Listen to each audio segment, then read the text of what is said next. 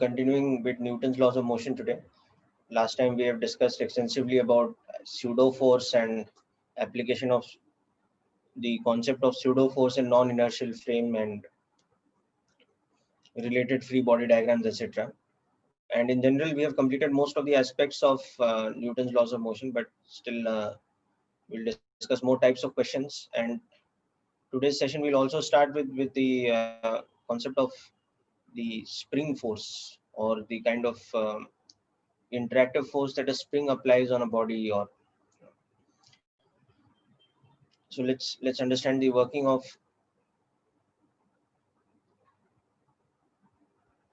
springs.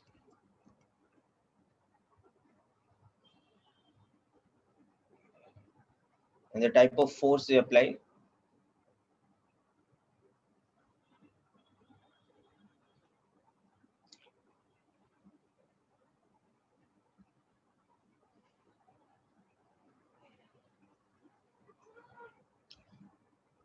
So a spring, as you know, is made of metallic wire. It's made of thin metallic wire which is coiled into the shape of, or is wound into the shape of a coil like this.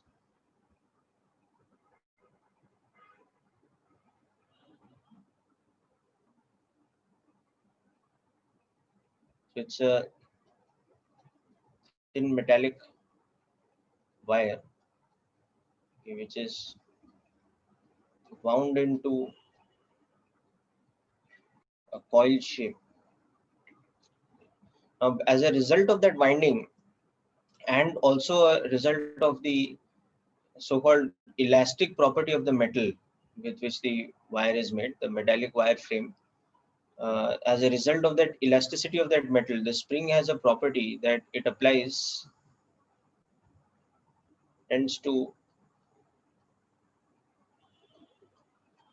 apply a restorative force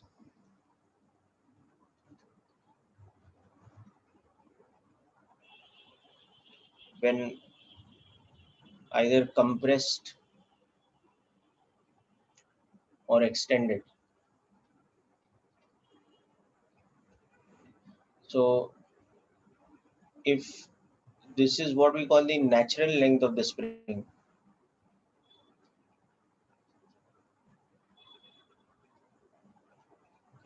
that is the length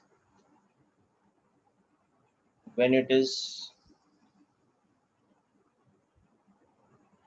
in a relaxed state.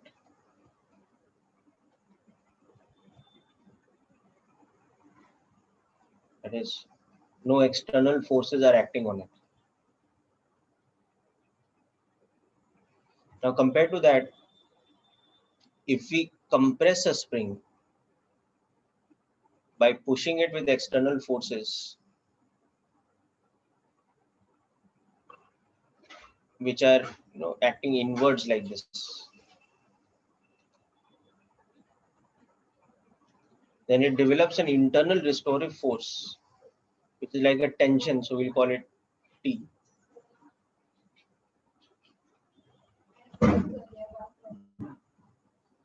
So when the spring is in a compressed state,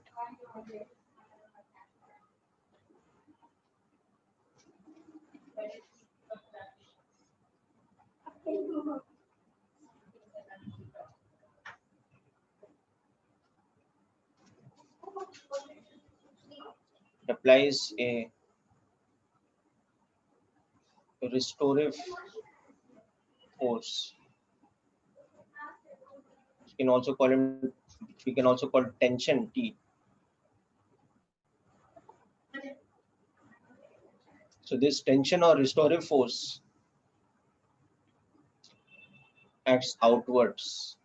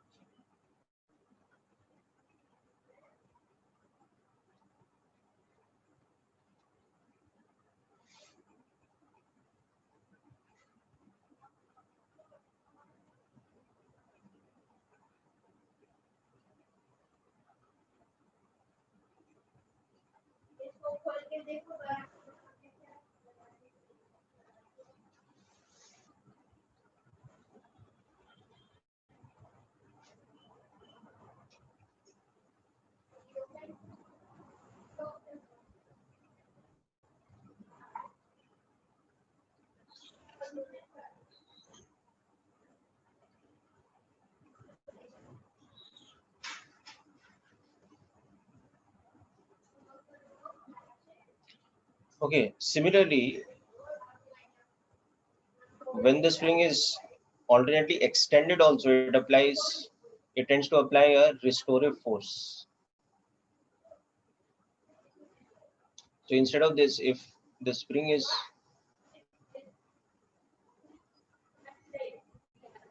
pulled outwards such that it's in an extended state, now the spring is in an extended state.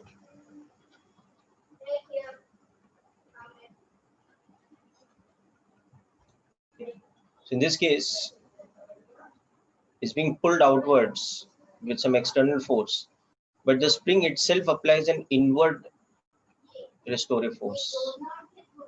Right? So the spring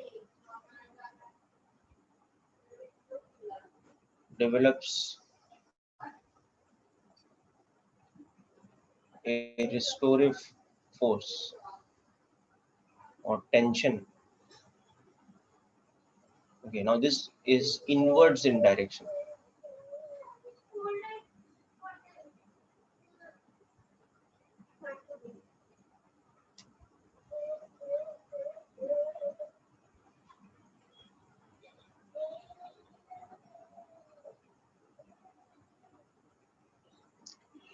Okay, so basically the idea is like this: when the spring is in natural state or what we call relaxed state,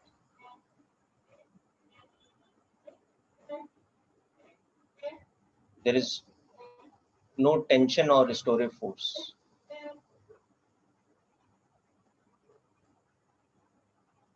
because it's in a relaxed state.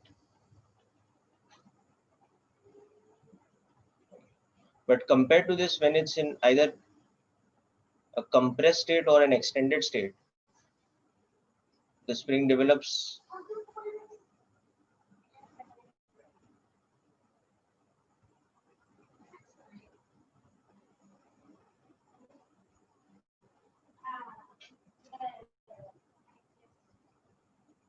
so here it's extended,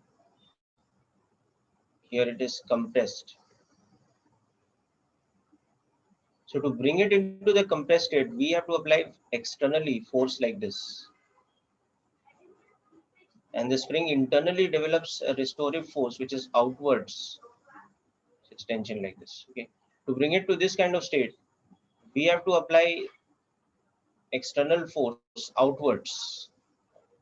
And the spring internally develops an inward restorative force or inward tension like this. So both of these are what we call deformed states. This is the relaxed state. This is a deformed state, in which in this case the deformity is in the form of a compression. So compression involves an outward restorative force that the spring develops.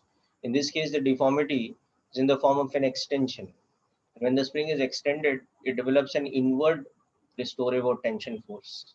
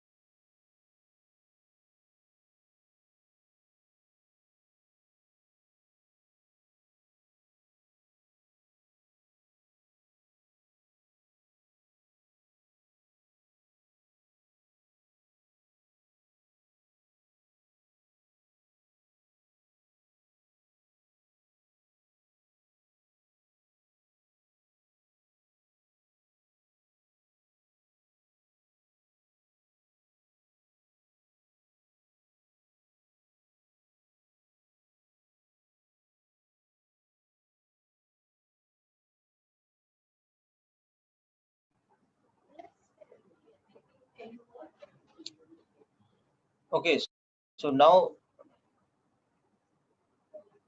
about the restorative force applied by the spring. An ideal spring, okay, has two important properties. It is massless, that is, the mass of the spring is negligible.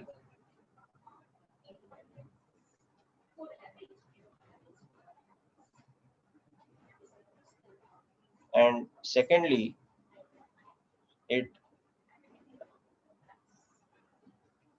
applies restorative force or tension according to a principle called Hooke's law. Okay. So this principle of Hooke's law is that the restorative force is proportionate in magnitude to the amount of extension of or compression. Okay. It is proportional to the amount of compression or extension.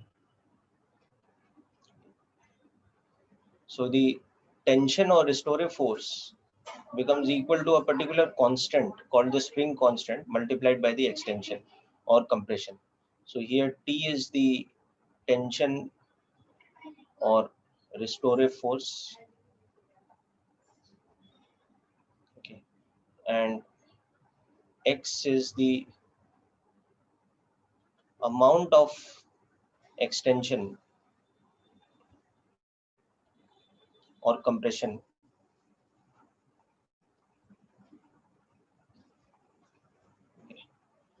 and the quantity K is called the spring constant.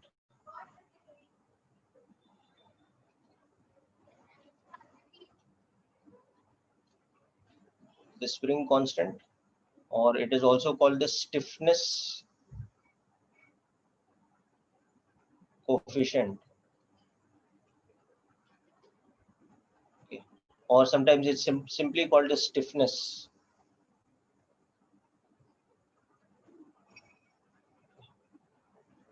of the given spring. Okay.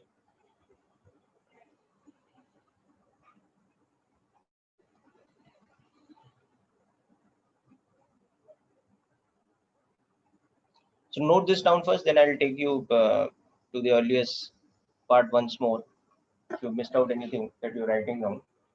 But first note down this principle of Hooke's law.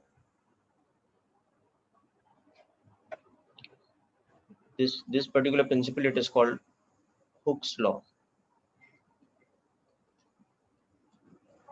So an ideal spring obeys Hooke's law, and it has the other important property that its mass is negligible.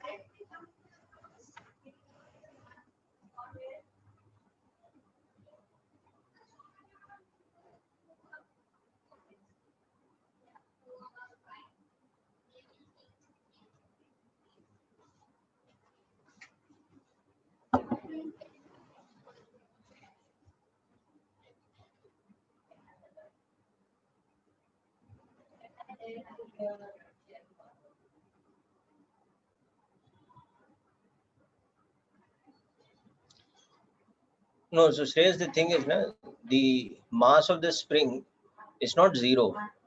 So that's what I meant by saying that when we say massless, it basically means that the mass of the spring is negligible.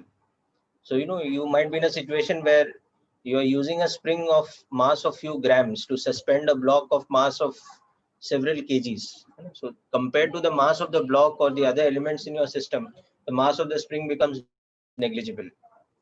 That is the condition for an ideal spring. Okay. So there are all types of springs actually. There will be springs whose mass is in the range of few grams. There are springs whose mass is much heavier. For example, if you see, a small spring which is in a mechanical device like a ballpoint pen or something like that, its mass will be not even few grams. It's very negligible. At the same time, you see heavier springs or heavier gauge springs in heavy machinery like the coil springs in automobiles, etc. In the suspension of automobiles, if you look at a coil spring or something like that, its mass is much heavier. But at the same time, the mass of the spring is still very small compared to the mass of the automobile, no? Whose suspension is balancing. So in general, the spring is such a device whose own mass is negligible compared to the amount of load it's balancing. So that is what we mean by saying that it is of negligible mass. So you are correct in saying that its mass is not zero, but the thing is that its own mass is negligible compared to the mass of the other parts of our system.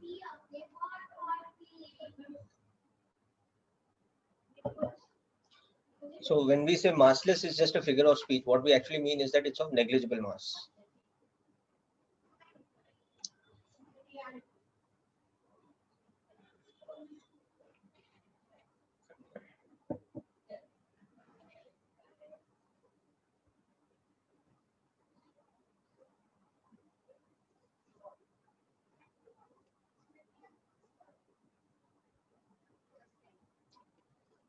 Okay, so let's come back to the concept of the spring constant. So the spring constant itself, this is a physical quantity of a particular spring.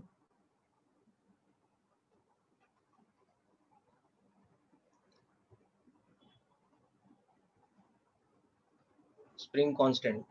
It's expressed in newtons per meter, which will be the SI unit. Okay, now this spring constant is a physical property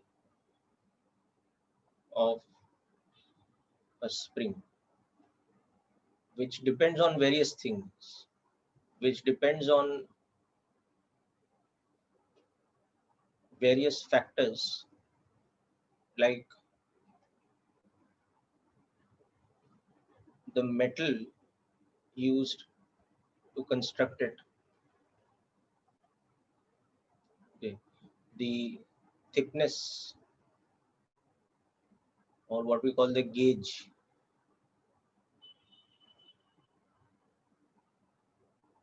of the metal wire, okay, the radius of the winding of its coil, the density of the number of tons per unit length,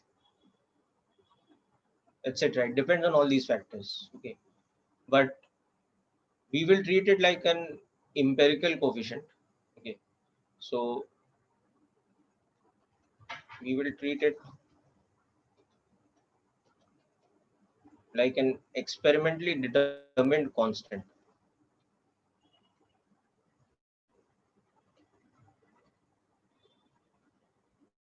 Okay, so we'll just treat it like K is given from the data in a situation. So there's no particular formula for the spring constant. We have to just assume that it is a physical constant that we determine from experimental data in a given situation.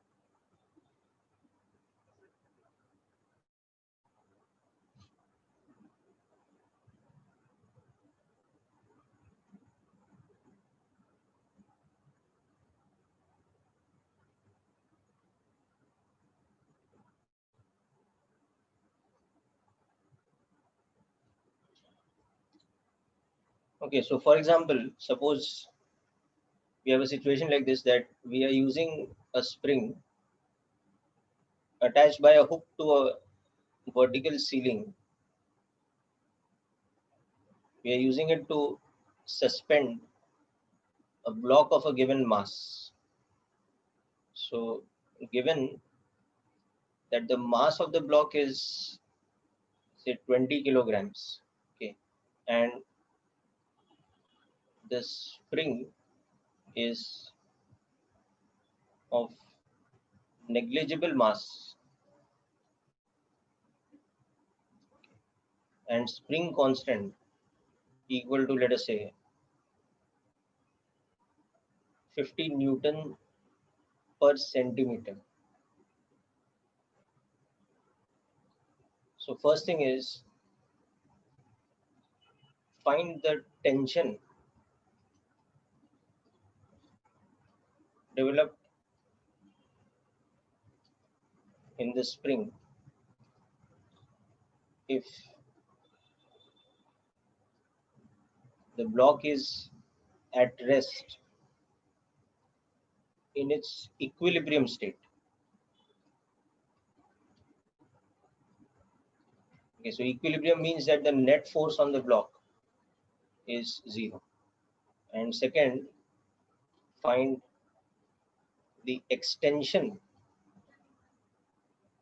x in the spring's length. So in this situation, we have to work out these two things. So what we understand in this is that because of the weight of the block, what is happening is the block is pulling the spring down. Okay. So the block is being pulled down by its gravitational force. So that is stretching the spring out. So its length is extended. And as a result, the spring is developing an internal tension, which is like this. Okay. And the tension also acts on the hook on the wall. Okay. So that creates like a reactionary force R over here. So if you look at the free body diagram of the spring, you'll see that it is being pulled down with tension and with reactionary force here. And spring itself is applying an inward tension, and that tension is equal to kx.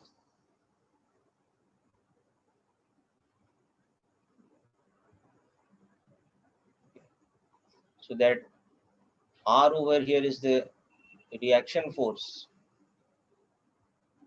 at the hook, okay, and T is the tension or restorative force developed in the spring. So this is the state of the spring. Now, if you look at the state of the block that is below it, the block is at rest. So what is happening is this is equal to mg. This is the force with which the block pulls down the end of the spring.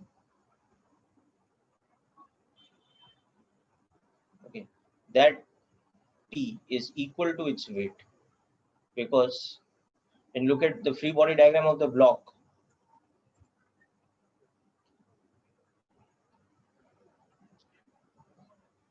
you realize that the block is experiencing this tension, which is balancing its weight because its acceleration is 0. That's why we have this. The acceleration of the block is 0. Okay. So first of all, the restorative force in the spring or the tension is equal to the weight of the block.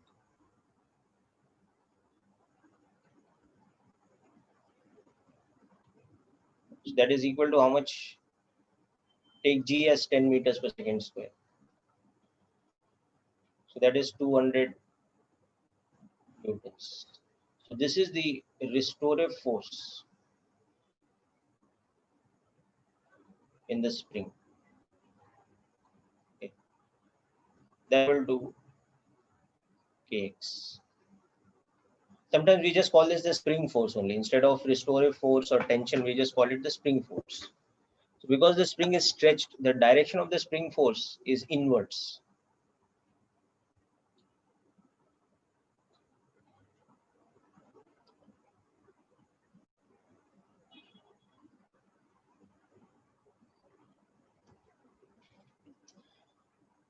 Just complete this question now. The second part, the extension in the length of the spring, x, we have to calculate. So for that, the spring constant is given to us. It's 15 newtons per centimeter. So just move that out now.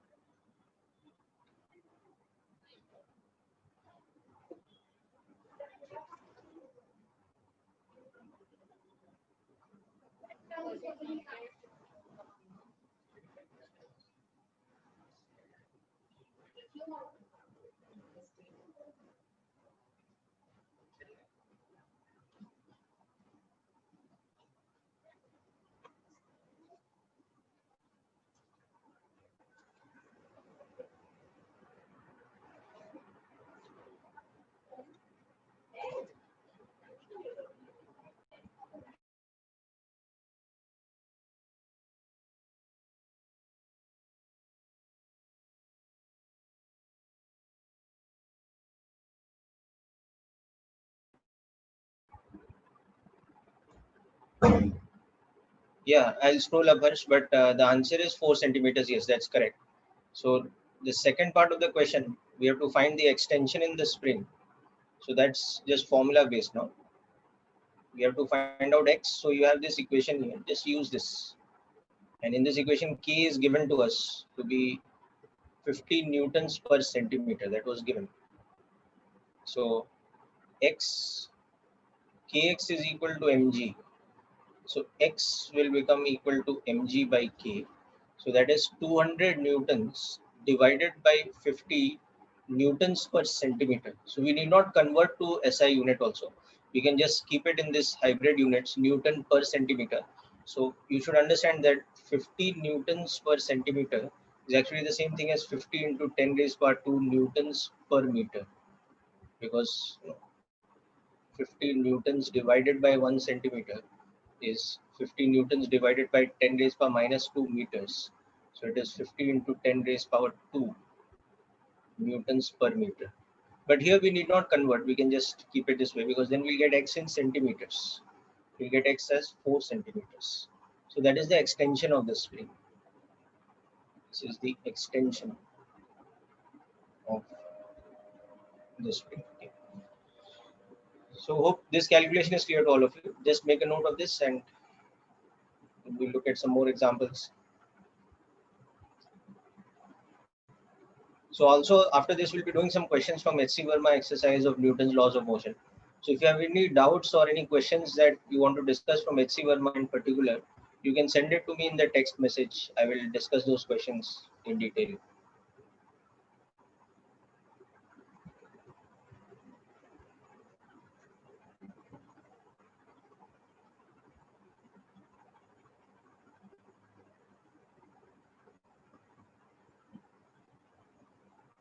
We're now in a position to complete the exercise problems of H.C. Verma and then move on to the next section, which will be friction.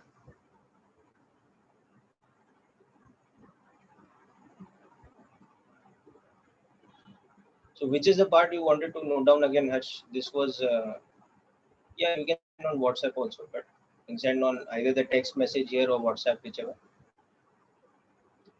Yeah, which is the part you want to note down again? This section, Harsh, or above this?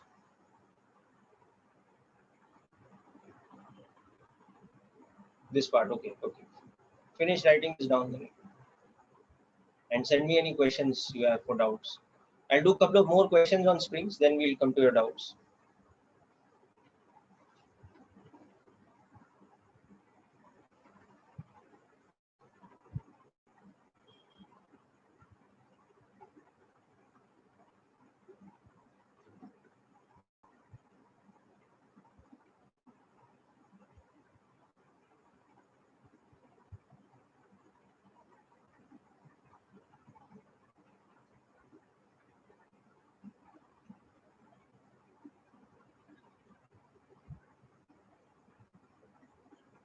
Yeah, Harshita, I'll scroll down again. First, couple of students are writing down this section.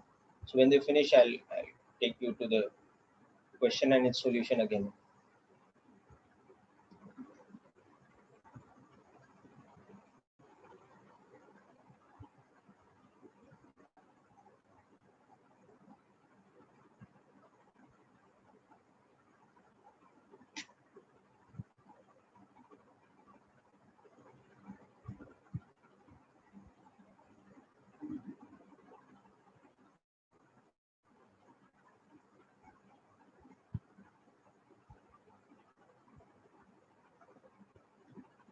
Okay, so Harsh, are you done with this section?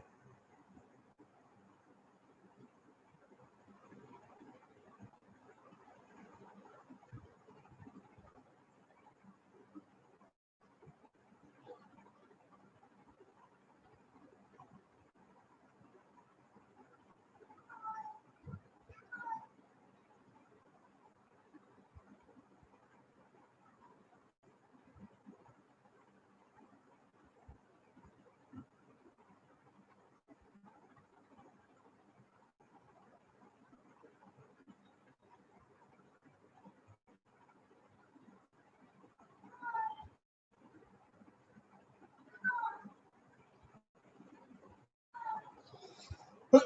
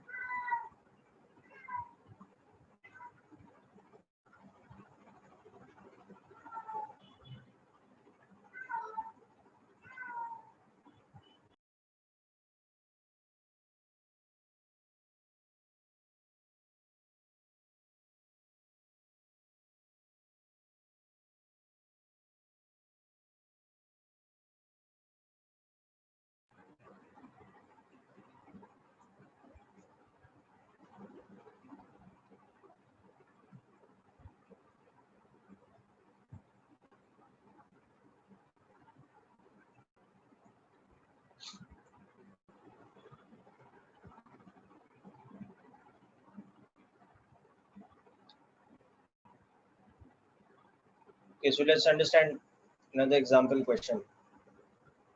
So here we have now this kind of situation.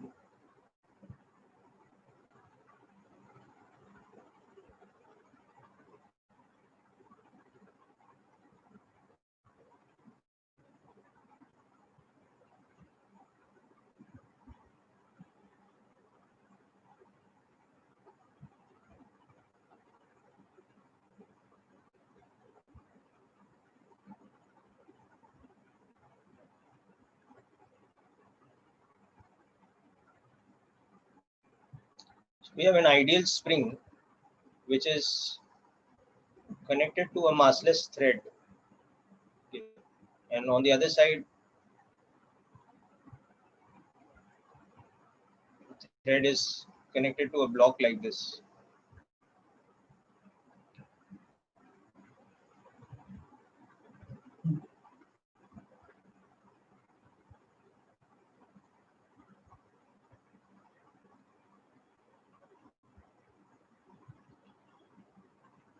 Now, the given data in the question is that the mass of the block is 50 kilograms. Acceleration due to gravity is 10 meters per second square. And when the block is in equilibrium, okay, the extension of the spring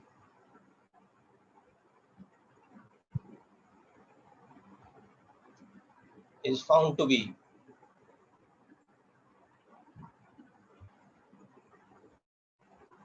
let's say, 4 centimeters. So first thing, find the value of the spring constant.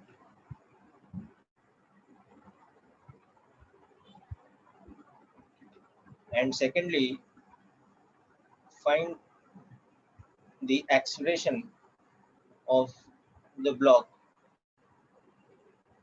at an instant when the extension x is equal to 2 centimeters. Instead of 4 centimeters, if the extension of the spring is 2 centimeters, then how much should be the acceleration of the block? So this is a massless thread which we joined with an ideal spring, and this is a fixed smooth pulley and all that. Rest of the things are standard. So you have to just calculate over here these two things. So just try out this question.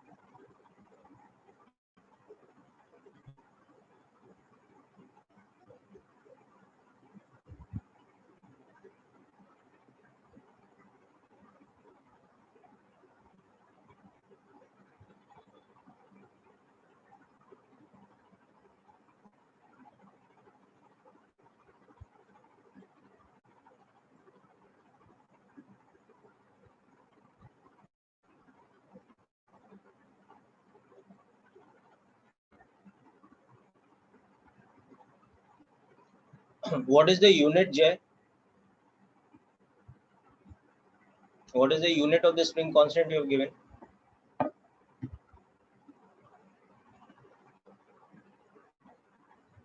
Your answer is correct, provided you know the correct. Yeah, that's good. That's correct. Now come to the second part.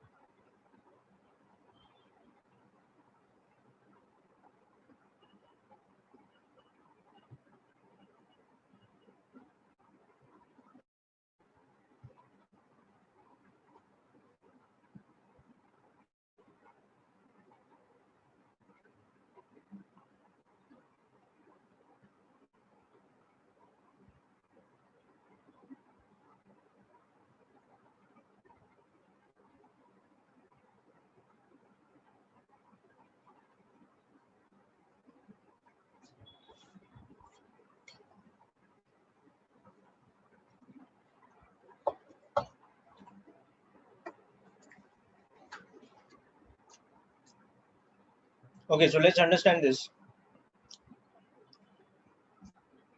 So what is happening is for the first part, it is given to us that when the spring is in a state where it is having an extension of 4 centimeters. At that point of time, the block is in equilibrium. For this value, the block is in equilibrium. So that means at this point of time, the restorative force of the spring equals to this tension, let's say T1. Okay. So Kx1 is equal to T1 equal to mg. So x1 is, or K is equal to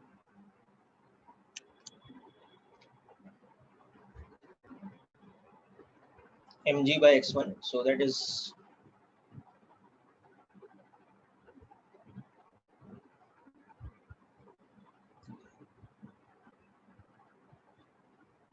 so 125 Newton per centimeter is the spring constant. But in the second part,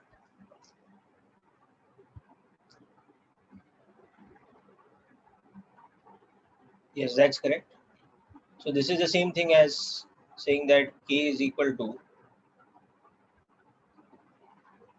Newtons per meter. So that's also correct answer. You can write it like this also. Both are correct. Okay.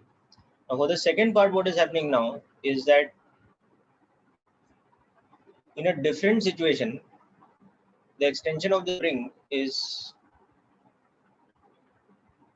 now only 2 centimeters. Okay.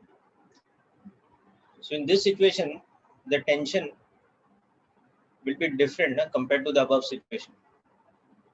So the block will have some kind of acceleration. So that's what we have to find out. So here the spring force is becoming less.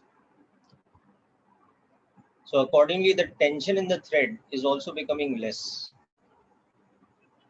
So the tension is becoming less. That means at this point of time, the weight must be, okay, because x2 is less than x1. It means T2 is less than T1.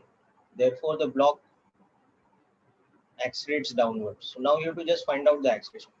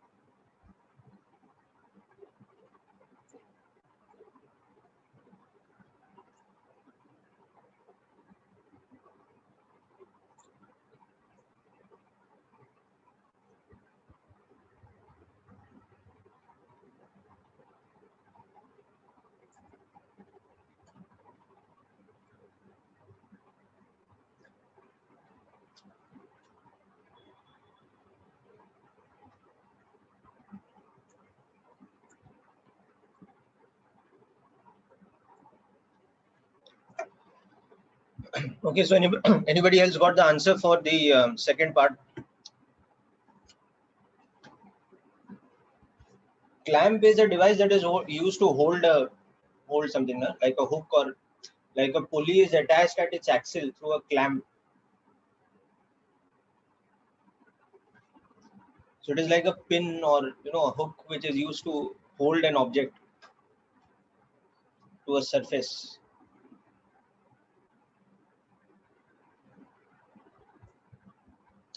I'll explain in that particular question, don't worry. Let's complete this one first.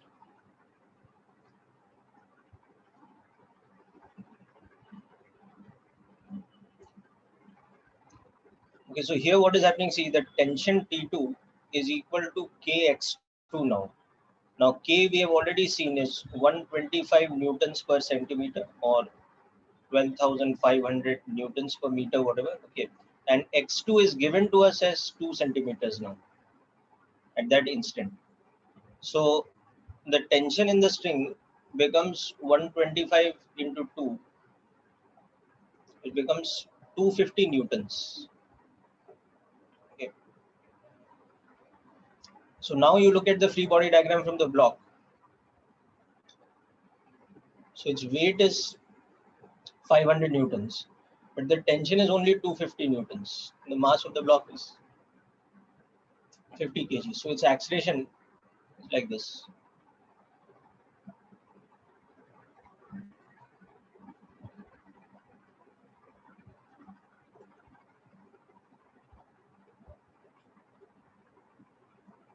Has a downward acceleration of 5 meters per second square.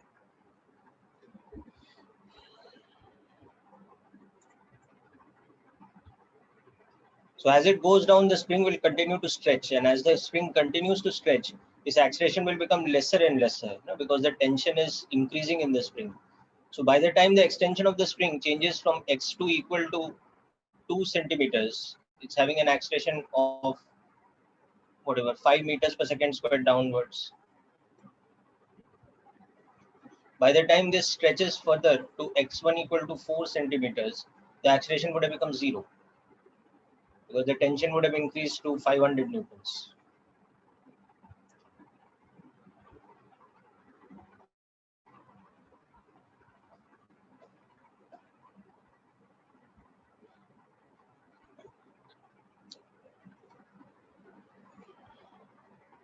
So hope this is clear to all of you. Now I'm moving on to some of the questions from the H.C. Verma exercise.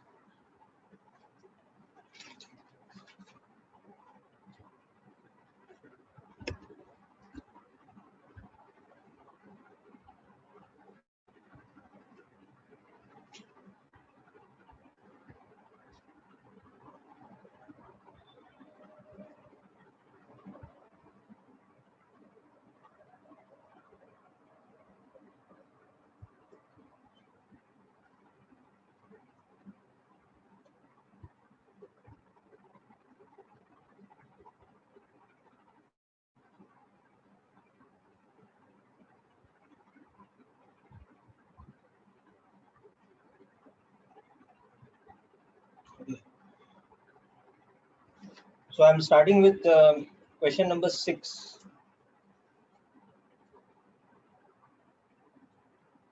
Which I have received as a doubt from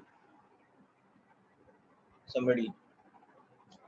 So in that, what is happening is that the the velocity versus time graph is given to us for a certain body,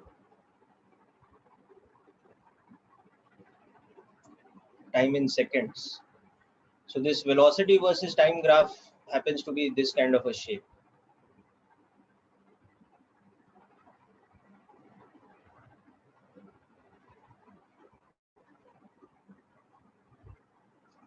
Okay, so it starts from rest at t equal to 0, as you can see, and the velocity increases to 15 meters per second at a time of 3 seconds.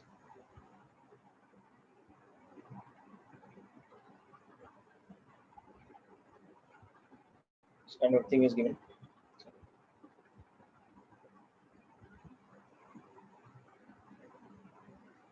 Then it's given that it's constant till it's 5 seconds.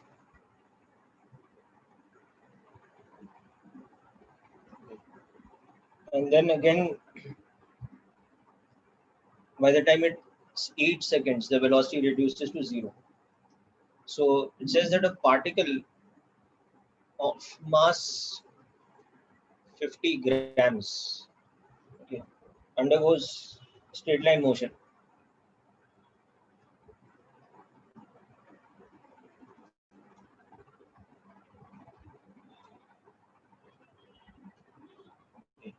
with V versus T as shown. So we have to find the net force acting on it at various instants of time. Find the force or the net force on it at t equal to 2 seconds, t equal to 4 seconds, and then again at t equal to 6 seconds. This is a very simple question, which is just about the basic application of Newton's second law. This question, we have to just use the concept that the net force is equal to mass into acceleration. So we have to find the acceleration. How to find acceleration from velocity time graph? Okay. Acceleration is instantaneous velocity, rate of change of velocity with respect to time. Na? So this is nothing but the slope of the tangent. Okay. In the velocity time graph, there is nothing but slope of tangent of v versus t, the acceleration. Okay. So at t equal to 2 seconds, you can see that you're part of this graph. So this slope is how much? So at t equal to 2 seconds, you can see the acceleration is, we can equate this with delta v by delta t because it is a straight line.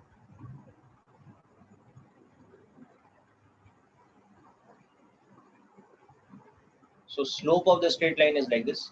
So you can see that it is 15 minus 0 upon 3 minus 0. So it is 5 meters per second square. So therefore, force will become this mass, so 15 to 10 raised power minus 3 multiplied with this acceleration, 5. So 2.5 into 10 raised power minus 1 newtons, or 0.25 newtons. That will be the force. Okay. Now likewise for this part at 4 seconds, you can see that the acceleration is 0 because v is constant. So at 4 seconds the acceleration will be 0. So net force will be 0. At this time we saw that the acceleration was plus 5 meters per second square. Now at this time 6 seconds, you can again see that the acceleration will become minus 15 by 3. So that is minus 5 meters per second square. So there's a deceleration. Okay. So the magnitude of the net force will be the same.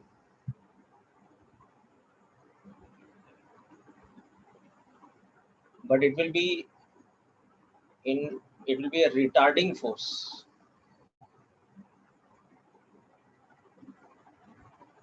So it is opposite to velocity. And this is, at this time the force that we are getting,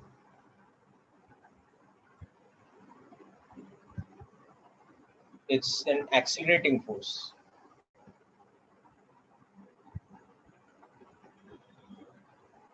Okay.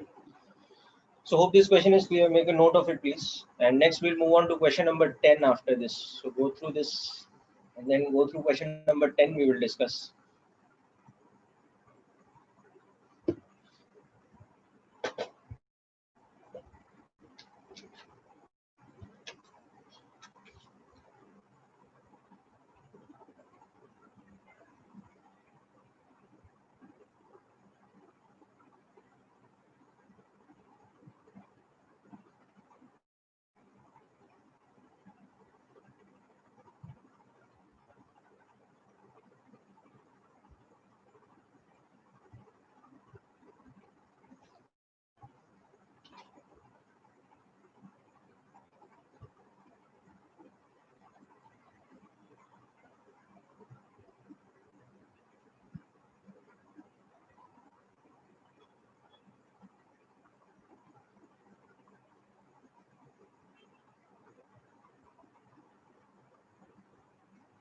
Actually, we'll also go through question number 8.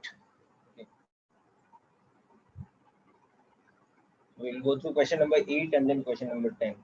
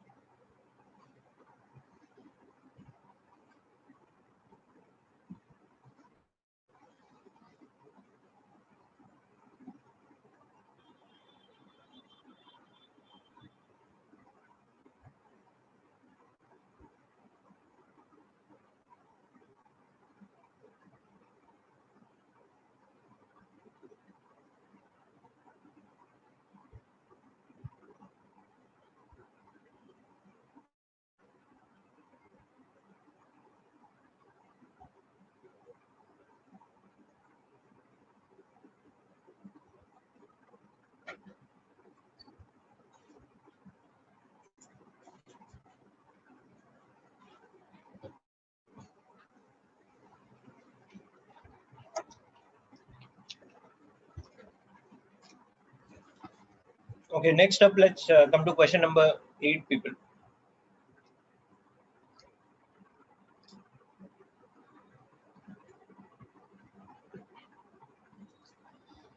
So it says that you have like spherical raindrops which are of certain mass given,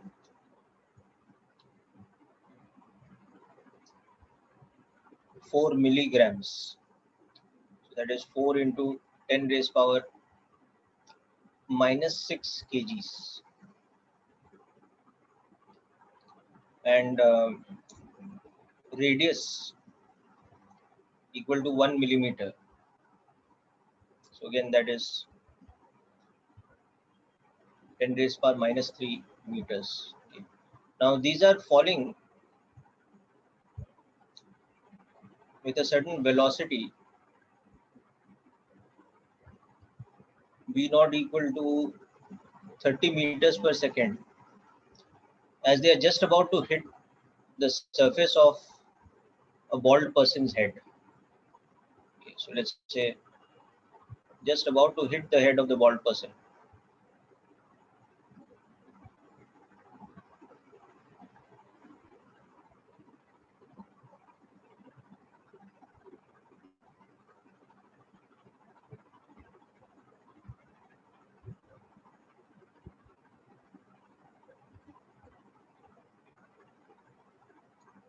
It's also given that by that time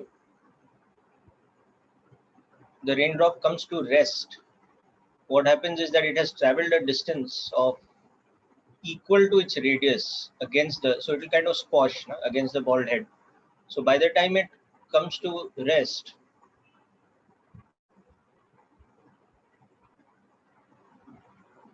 what is happening is on the surface,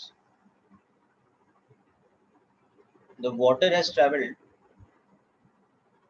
a displacement which roughly equals to, from its initial state when it was moving with a velocity v naught to its final state where its velocity is 0, it has traveled a displacement equal to the radius, or 1 millimeter. So we have to find out that during this time when it was against this, what is the average force that the surface is applied on it. It's average force. Okay. So the average force will be equal to m into average deceleration, where A will be the average deceleration. So for that we can use the fact that initial velocity was v naught, final velocity is 0, and the displacement is equal to s. So v square is equal to u square minus 2as. So in this case it is 30 square upon 2 into 10 raised power minus 3. So it is 9 by 2 into 10 raised power 2 plus 3, so that's 5 meters per second square. So this is the average deceleration.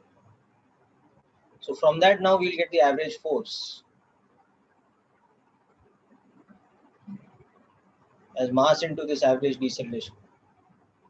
So the mass is this much, 4 into 10 raised power minus 6 kg, multiplied by the average deceleration, which is 9 by 2 into 10 raised power 5 meters per second square.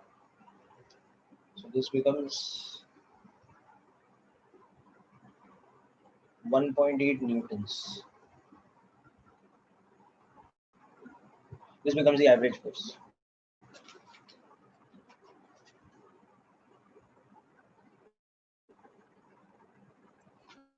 So hope this is clear.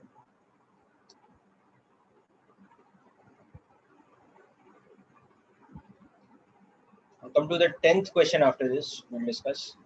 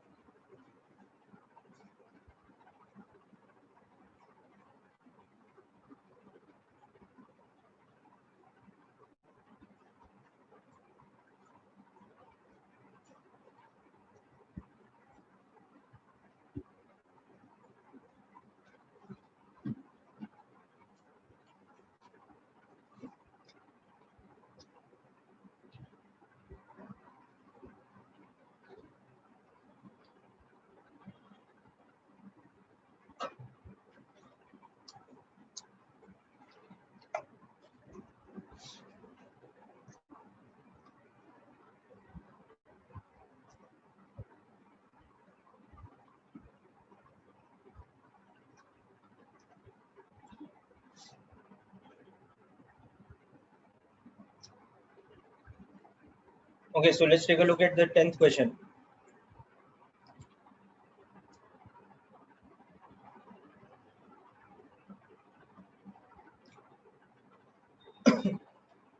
So the situation shown over here is like this. We have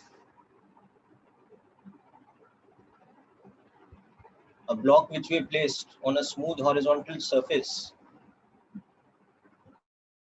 but the block is also connected to two springs.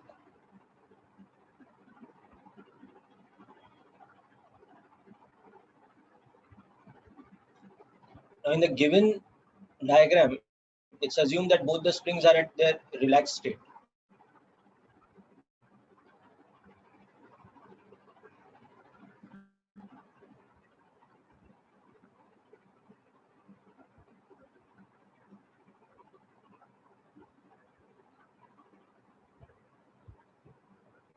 So this spring has a constant K1, this has a constant K2, this is a smooth surface. Now over here, both of these are at natural length. This one is at its own natural length. This one is at its own natural length. Now it's saying that if we displace the block from this given position to x on either side, what will be the acceleration of the block? So right now you can see in the above diagram the acceleration is 0 because both the springs are having 0 tension.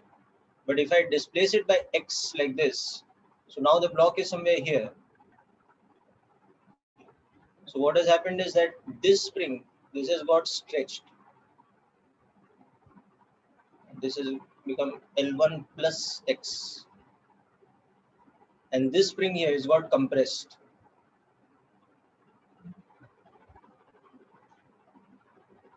So its length has become L2 minus x because we displaced the block.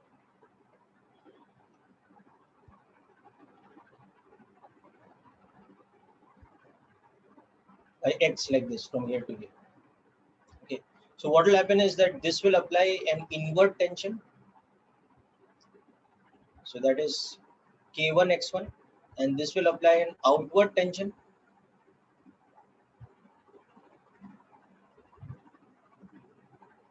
Okay. So on the block's free body diagram, you can see both the springs are applying force in the same direction. This one is from the first spring, and this one is from the second spring. So the block will have an acceleration like this. There's no friction. So vertical forces you need not show. They are just balancing each other. So K1 x1, sorry, K1 x, my mistake. These are all the same value of x. The difference is the first spring is extended, the second spring is compressed, but the amount of compression or the amount of extension is the same. So K1x plus K2x, this is the net force. This is equal to mass into acceleration. So the acceleration of the block will become K1 plus K2 into x divided by m. Okay. And you'll understand that the direction of E will be opposite to the direction of x. Okay, so you can see that when we displace the block in this direction, okay, the forces were like this. Okay, so the acceleration became in the opposite direction. But similarly, if we displace the block in this direction now, then what will happen is that this spring will get compressed. So this will apply a force like this. The other spring will get extended, so it will apply a force like this. So it will have the same magnitude of acceleration, but opposite the direction. So you can see that whether you take it to the right side or the left side, the direction of acceleration is always going to be the opposite to the direction of extension or the direction of the displacement. So hope this question is clear. We'll take a look at question 11 next. 11 is a fairly simple question. Just make the free body diagrams of A and B and you'll get the answer.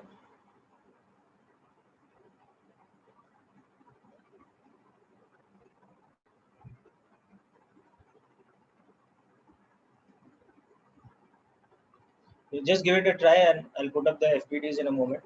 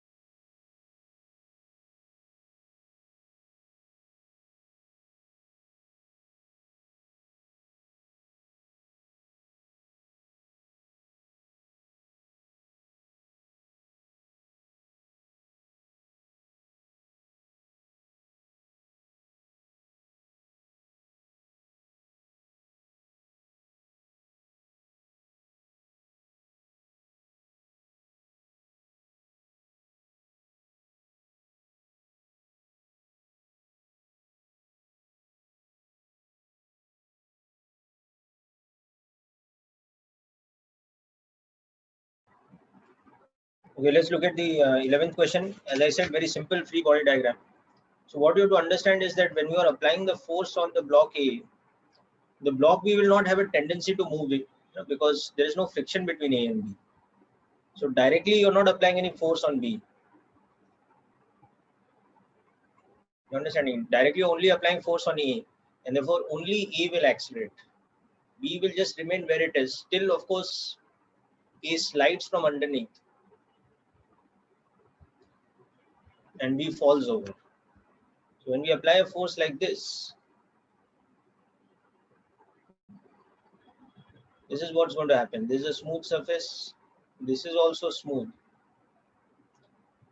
So what will happen is this will slide from underneath, but this will remain at rest. Because you look at B's free body diagram, the forces acting on it are only its weight and normal reaction, and they balance each other. There's no acceleration. There's nothing to create acceleration. But you look at E's free body diagram. On E's free body diagram, B is applying a downward normal reaction like this. A has its own weight like this. There is normal reaction that the ground is applying, but most importantly, there is this force, and this force gives it a horizontal acceleration E. So F will be equal to mass of A into E, and NB plus this weight will balance with this normal reaction. Okay. So acceleration of the block E will become F upon MA, and the normal reaction with the ground will become the combined. So this is what you have to do in 11th question.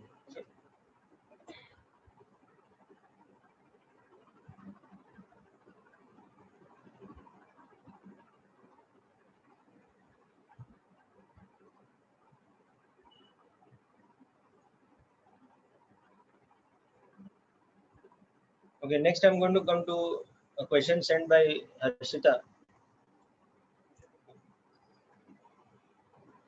This is not from HCV, but I'll just explain the question. So here what is happening is, it says that a pebble or a stone or whatever is thrown vertically upwards from the ground level.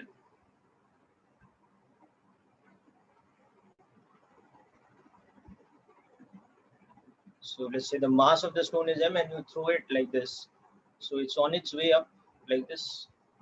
So as it's going up at some point of time, and then after some time, it's on its way down. So we have to find the net force and the direction of the net force during the upward journey, during the downward journey, at the highest point. Okay. And secondly, if the stone was instead thrown at a projection angle of 45 degrees, in that case, again, we have to answer all these questions. So the thing is, you realize that it's all about free body diagram. The only force acting on the stone at all these points of time, even when it's at the highest point, its velocity is 0. The only force acting on it is mg, vertically downwards, always. So it doesn't matter what the velocity of the stone is.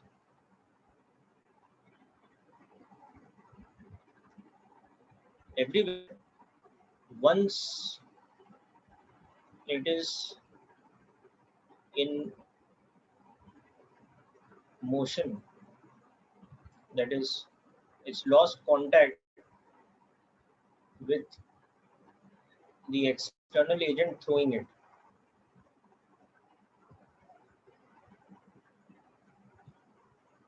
Once it loses contact, then the net force acting on it is only mg. Okay. It's always mg downwards, everywhere, till it hits the ground again. Then there is other force like contact force, etc.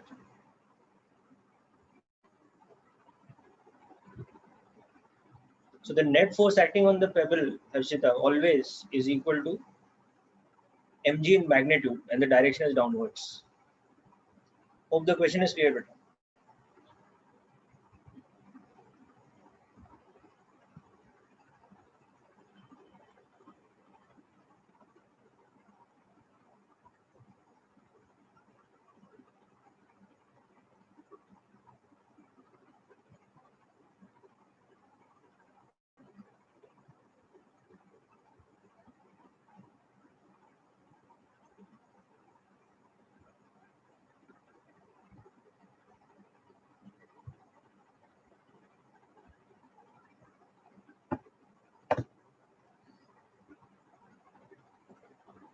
Okay, next we'll look at the 12th question from H.C. Verma.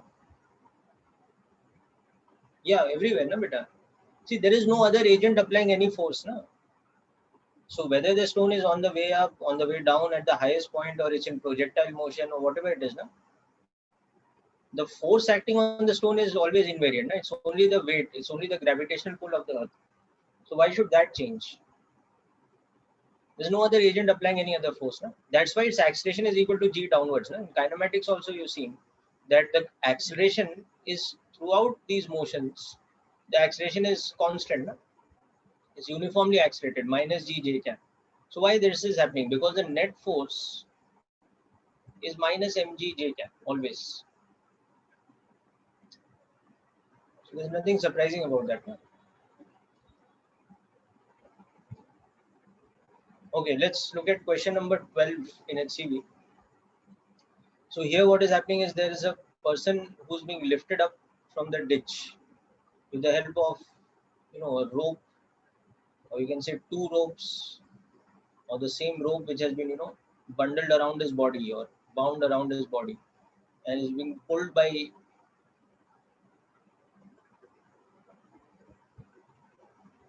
two external agents over here.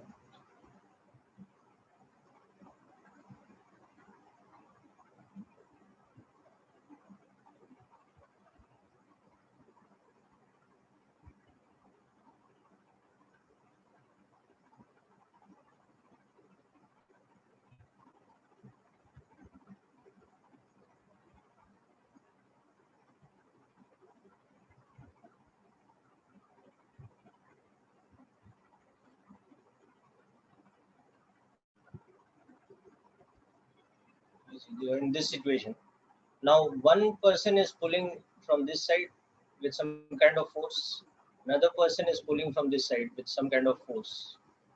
So you realize that if this is going up at a very slow speed, but going vertically upwards, these forces will have to be symmetric, because on his body tension will have to act like this, which counterbalances his weight. And he's going very slowly, so he's going at acceleration almost tending to zero. Okay. So if the angle of these two tensions with respect to the vertical is theta, then on the person's free body diagram, you can see that his weight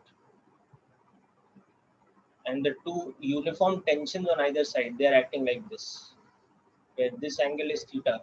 So whatever force is being applied from both these sides, that is equal to the tension on either rope or either side of the rope, and 2t cos theta minus mg is just about tending to zero, because the acceleration is tending to zero. So tension is mg upon 2 cos theta. Okay. And that's the same thing as the force. So you can see that as he is going up, okay, theta will be increasing.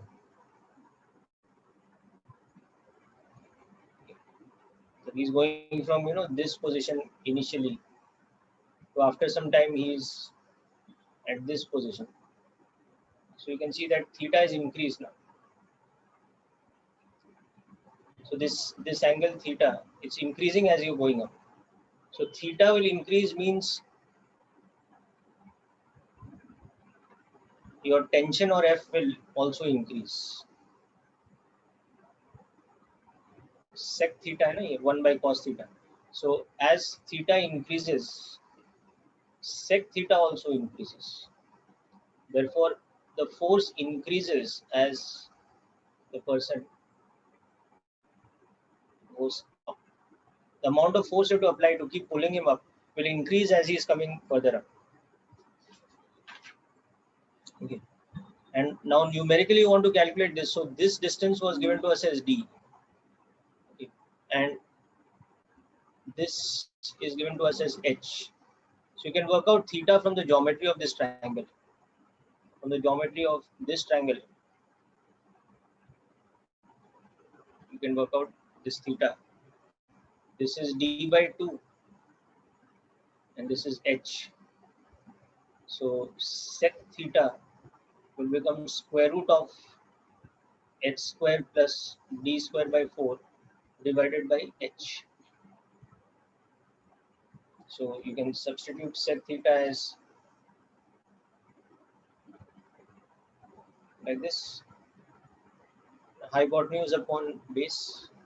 So you can also write f as mg by 2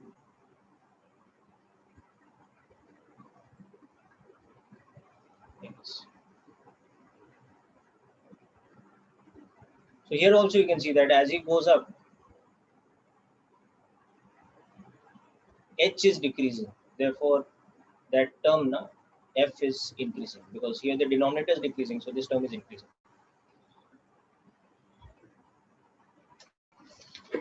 Okay, people. So with that, we conclude today's session. So continue working on problems from H.C. Verma. Try to cover up to at least question number 35 in this week, so that we can discuss your doubts. Okay. So try to cover up to question 35 in HCV by end of week, so that next lecture we can wind up the H.C. Verma doubts. Then we also do some questions from the module, but try to do this first. So that's it for today's session, people. Wish you all the best.